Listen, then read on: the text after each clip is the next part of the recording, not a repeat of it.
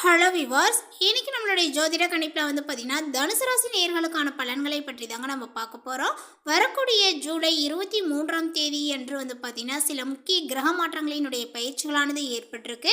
So இதனுடைய தாக்கங்கள் பார்த்தீங்கன்னா தனுசு ராசி நேயர்களுடைய வாழ்க்கையில் எப்படி இருக்க போகுது, அவர்களுக்கு அவர்களுடைய வாழ்க்கையில் பார்த்தீங்கன்னா பொருளாதார ரீதியாக எப்படிலாம் அவர்களுடைய வாழ்க்கையில் சந்திக்க போகிறாங்க, அது மட்டும் இல்லாமல் அவர்களுடைய குடும்ப சூழ்நிலைகள், வியாபாரமானது எப்படி இருக்கும், இது போன்ற நிறைய விஷயங்களை பற்றி தான் நம்ம தெரிஞ்சுக்க போகிறோம். பதிவை தொடர்ந்து பாருங்கள். தனுசு ராசி நேயர்களுக்கு இது ஒரு லக்கி டைம் அப்படின்னு தான் சொல்லணும். ஆனாலுமே இந்த ஒரு விஷயத்தில் பார்த்தீங்கன்னா தனுசு ராசி நேயர்கள் கவனமாக இருக்கணும். அந்த ஒரு விஷயங்கள் என்ன, அந்த ஒரு விஷயத்தில் மட்டும் எப்படி கவனமாக இருக்கணும் அப்படிங்கிறது குறித்து, எந்த மாதிரியான ஒரு பிரச்சனைகள் இவர்களுக்கு உருவாக இருக்குது அப்படிங்கிறது குறித்து எல்லா விஷயத்தையுமே நம்ம முன்கூட்டியே தெரிஞ்சுக்க போகிறோம். பதிவை தொடர்ந்து பாருங்கள். இந்த வீடியோவை தனுசு ராசி நேயர்கள் பார்த்துட்டு இருந்தீங்க அப்படின்னா இந்த வீடியோக்கு ஒரு லைக் கொடுத்துருங்க. அது மட்டும் இல்லாமல் நம்மளுடைய சேனலை இப்போ தான் ஃபர்ஸ்ட் டைம் நீங்கள் விசிட் பண்ணுறீங்க அப்படின்னா நம்மளுடைய சேனலை இன்னும் சப்ஸ்கிரைப் பண்ணாமலே இருப்பீங்க, முதல்ல சப்ஸ்கிரைப் பண்ணிவிடுங்க. அப்படியே கூட இருக்க அந்த பெல் ஐக்கானையும் பார்த்தீங்கன்னா கிளிக் பண்ணி வச்சுக்கோங்க. அப்போ தான் நம்மளுடைய சேனலில் கொடுக்கக்கூடிய அனைத்து தகவலுமே உங்களுக்கு நோட்டிஃபிகேஷனாக வரும். அதையும் நீங்கள் பார்த்து பயனடையலாம். இந்த காலகட்டத்தில் பல கிரக நிலைகளில் சில அதிசயங்களானது பார்த்தீங்கன்னா நிலவுகின்றன. இதன் மூலமாகவே தனுசு ராசிக்கு கிடைக்கக்கூடிய பலன்களை என்ன அப்படிங்கிறத பற்றி நம்ம தெரிஞ்சுக்கலாங்க. அதே போல் 12 வருடங்களுக்கு பிறகு சிவராஜ யோகத்துடன் பார்த்தீங்கன்னா இந்த காலகட்டங்களானது தனுசு ராசிக்காரர்களுக்கு பிறந்திருக்கு அப்படின்னு தான் சொல்லணும். சூரியனும் குரு பகவானுமே பார்த்தீங்கன்னா உங்களுடைய வீட்டில் இணைந்து உச்ச பலத்துடன் இருப்பது தான் சிவராஜ யோகம் அப்படின்னு சொல்லுவாங்க. ஸோ அப்படி ஒரு யோகமானது பார்த்தீங்கன்னா இந்த காலகட்டத்தில் உங்களுக்கு அமைஞ்சிருக்குங்க. அதே போல் இந்த காலத்தில் சூரியன், புதன், குரு கடகராசியில் பார்த்தீங்கன்னா பயணிக்க உள்ளனர். சுக்கிரன் கன்னி வீட்டில் பார்த்தீங்கன்னா பயணிக்க போகின்றார். செவ்வாய் சுக்கிரனுடைய வீட்டில் பார்த்தீங்கன்னா அமர்ந்துள்ளார். புதன் பகவான் வகரமாக உள்ளார். ராகு கேதுவினுடைய தாக்கமானது இந்த காலகட்டத்தில் இருக்கும். சுக்கிரன் ராகு சேர்க்கையானது உள்ளிட்ட நல்ல பலன்களை உங்களுக்கு கொடுக்கும் அப்படின்னு சொல்லலாம். மேலும் குறிப்பாக சொல்லணும் அப்படின்னா இந்த சுக்கிரனுடைய சேர்க்கை, அதாவது சுக்கிரனுடைய ராகு சேர்க்கையானது பார்த்தீங்கன்னா உங்களுக்கு மிகப்பெரிய ஒரு நல்ல பலன்களையே பார்த்தீங்கன்னா ஏற்படுத்தி கொடுக்கும் அப்படின்னு தாங்க சொல்லணும். ஸோ இப்போ உங்களுக்கு எந்த மாதிரியான பலன்கள் கிடைச்சிருக்கு அப்படிங்கிறத நம்ம விரிவாக தெரிஞ்சுக்கலாங்க. தனுசு ராசி மற்றும் தனுசு லக்னத்தில் பிறந்திருக்கக்கூடியவர்களுக்கு நல்லா கவனிச்சுக்கோங்க. உங்களுடைய வாழ்க்கையில் என்னென்ன விஷயங்களானது நடக்க போகுது, உங்கள் வாழ்க்கையில் பார்த்தீங்கன்னா எந்த மாதிரியான ஒரு மாற்றத்தை கொண்டு வந்திருக்கு, இல்லை கடந்த சில காலங்களாக ஏற்பட்ட அந்த பிரச்சனைகளே பார்த்தீங்கன்னா தொடர்ந்து வருதா அப்படின்றத நீங்கள் தெளிவாக தெரிஞ்சுக்கோங்க. அதன் பின்பு பார்த்தீங்கன்னா நீங்கள் உங்களுடைய வாழ்க்கையில் எப்படி இருக்கணும் அப்படிங்கிறத பார்த்தீங்கன்னா ஒரு முன் யோசனையை பார்த்தீங்கன்னா வைத்து அதன்படி நடந்துக்கோங்க. உங்களுக்கு ஏற்படக்கூடிய பிரச்சனைகளை தவிர்த்து கொள்ளலாம். இப்பொழுது உங்களுடைய உத்தியோகத்தில் பார்த்தீங்கன்னா மிகுந்த ஜாக்கிரதையாக இருக்க வேண்டும். இந்த காலகட்டத்தில் பார்த்தீங்கன்னா உங்களுக்கு பெருசாக எந்த ஒரு நன்மைகளும் ஏற்படுவதற்கு இல்லை, சில சிக்கல்களை உருவாக்கக்கூடியதாக பார்த்தீங்கன்னா காணப்படுது அப்படின்னு தான் சொல்லணும். ஸோ அதனால் உத்தியோகத்தில் இருக்கவர்கள் அனைவருமே கொஞ்சம் ஜாக்கிரதையாக இருந்துக்கோங்க. இல்லையெனில் தேவையில்லாத சிக்கல்களில் சிக்கக்கூடிய வாய்ப்புகளும் உள்ளது. உத்தியோகத்தில் இருப்பவர்கள் பார்த்தீங்கன்னா கோபப்படுவது, வார்த்தையை விடுவது, பேசிக்கொண்டே இருக்கும் போதே ஏதாவது ஒரு பொருளை கொண்டு எறிவது, இது போன்றவற்றை பார்த்தீங்கன்னா கொஞ்சம் தவிர்ப்பது நல்லதுங்க. இல்லையெனில் வேலையை இழக்கக்கூடிய அபாயங்களானது உங்களுக்கு ஏற்படும். வேறு வேலைகள் கிடைத்தாலுமே சிக்கல்கள் வருவதற்கான வாய்ப்புகளும் உள்ளது. மீண்டும் இன்னொரு வேலைகள் கிடைக்காத நிலைகளும் ஏற்படுங்க. வேலை கிடைப்பது பார்த்தீங்கன்னா உங்களுக்கு தள்ளி போகும். இந்த காலகட்டத்தில் இருக்கக்கூடிய வேலையை தக்க வைத்து கொள்வது தான் சிறந்தது. வேறு வேலைகளானது கிடைப்பது உங்களுக்கு பார்த்தீங்கன்னா ரொம்ப ரொம்ப சாத்தியங்கள் இல்லை அப்படின்னு தான் சொல்லணும். ஸோ தள்ளி போகக்கூடிய ஒரு நிலைமைகள் ஏற்படுது. ஸோ கவனங்களானது தேவை. அதே போல் இந்த நேரத்தில் பார்த்திங்கன்னா மேலதிகாரிகளிடம் கொஞ்சம் இணக்கமாக செல்வது தான் சிறந்தது. தேவையில்லாத வாக்குவாதங்களை கொஞ்சம் தவிர்ப்பது நல்லதுங்க. அரசு துறை, அரசாங்க துறையில் இருக்கக்கூடியவர்கள், அரசியலில் இருப்பவர்கள் கொஞ்சம் கவனமாக இருக்க வேண்டும்.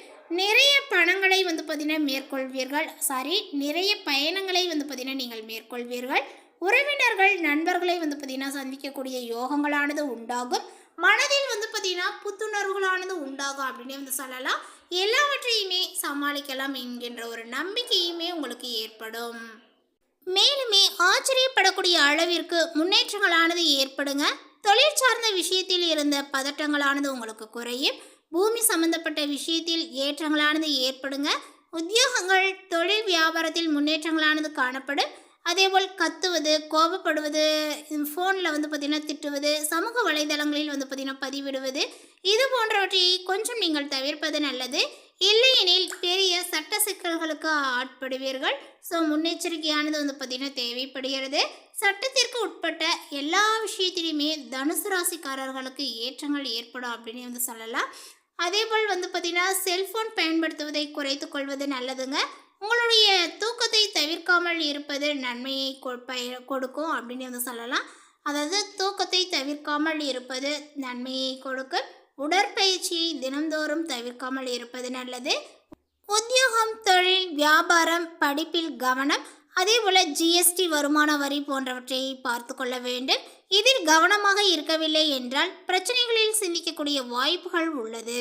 ஸோ அதனால் பிரச்சனைகளை வந்து பார்த்திங்கன்னா சிக்கிக்கொள்ளுவதற்கு முன்னாடி வந்து பார்த்திங்கன்னா நீங்கள் இதை முன் யோசனையுடன் நடந்துக்கிட்டீங்க அப்படின்னாவே அந்த பிரச்சனையிலிருந்து நீங்கள் விடுபட்டுறலாம். ஸோ அதற்காக தான் உங்களுடைய வாழ்க்கையில் என்னென்ன பிரச்சனைகளானது உருவாக இருக்குது அப்படிங்கிறது குறித்து நம்ம சொல்லப்பட்டிருக்கு.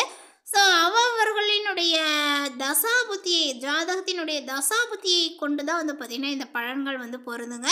ஸோ உங்களுக்கு இப்போ பொதுவாக வந்து பார்த்திங்கன்னா தனுசு ராசிக்காரர்களுக்கு வேலை மாற்றங்கள் செய்யக்கூடாது. அதேபோல் மற்றவர்களிடம் வீண் பேச்சுக்களை தவிர்ப்பது நல்லது. உங்களுடைய பேச்சுக்களில் வந்து பார்த்திங்கன்னா கவனத்தை செலுத்தணும்.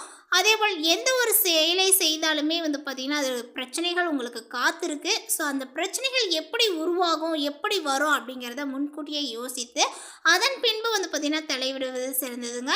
அதேபோல் உங்களுடைய கோபத்தை தவிர்ப்பது முன்னேற்றத்தை கொடுக்கும். அண்டை வீட்டுக்காரர்கள், உடன் வேலை செய்யக்கூடியவர்கள், உறவினர்களுடைய வேலையாட்களிடம் வாக்குவாதம் வைத்து கொள்ளாமல் இருப்பது உங்களுக்கு ஏற்றத்தை கொடுக்கும். தலைவலி, சளி சம்பந்தப்பட்ட பாதிப்புகளை சரி செய்து கொள்வது நல்லதுங்க. நரசிம்மர் வழிபாடு உங்களுக்கு ஏற்றத்தை கொடுக்கும். இந்த காலகட்டத்தில் அன்னதானம் தருவது நன்மையை கொடுக்கும்.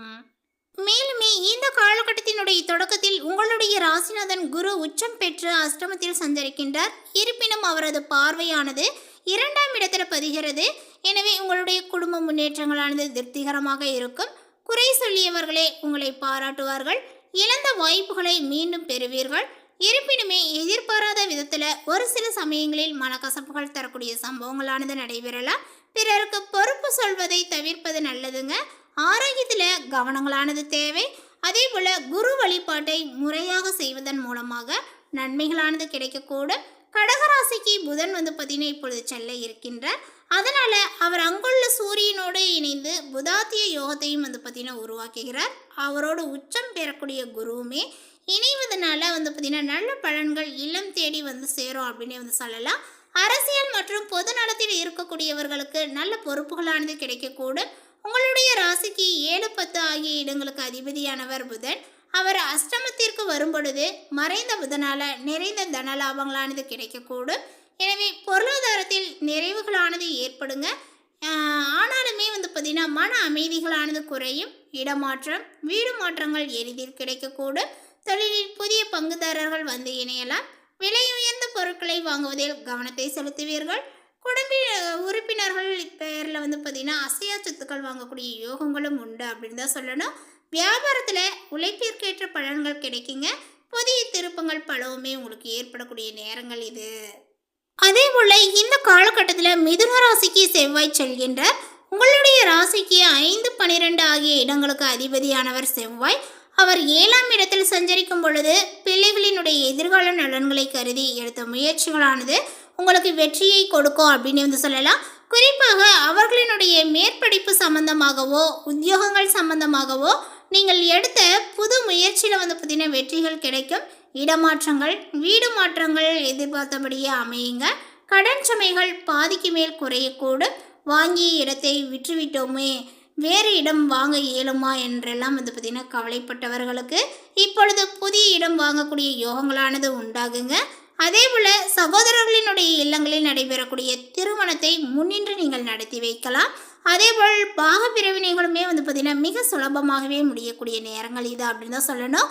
அடுத்ததாக இந்த கன்னிராசிக்கு செல்லக்கூடிய சுக்கிரன் வந்து பார்த்திங்கன்னா இந்த காலகட்டத்தில் அங்கே நீச்சம் பெறுகின்றார். அதனால் உங்களுடைய ராசிநாதன் குருவிற்கு சுக்கிரன் பகை கிரகம் ஆவார். எனவே அவர் வந்து பார்த்திங்கன்னா இப்பொழுது நீச்சம் பெறுவது நன்மைதான். இந்த காலத்தில் உத்தியோகத்தில் ஊதிய உயர்வுகள் உண்டு. தக்க விதத்தில் வெளிநாட்டு யோகங்களானது வரலாம். தக்க சமயத்தில் அந்த ஒரு விஷயங்கள் ஏற்பட்டது அப்படின்னா அதை பயன்படுத்திக்கோங்க. பொது வாழ்வில் ஏற்பட்ட வீண் பழிகள் அகலக்கூடும். புதிய பொறுப்புகளுமே வந்து பார்த்திங்கன்னா மாற்றப்படுவீர்கள். அதிகார அந்தஸ்தானது கிடைக்கக்கூடும் அப்படின்னு வந்து சொல்லலாம். அதே போல் வந்து பார்த்திங்கன்னா எந்த ஒரு காரியத்தை எளிதில் செய்து முடித்து வெற்றியை காண்பீர்கள். பொது வாழ்வில் உள்ளவர்களுக்கு பொறுப்புகளில் மாறுதல் ஏற்படும்.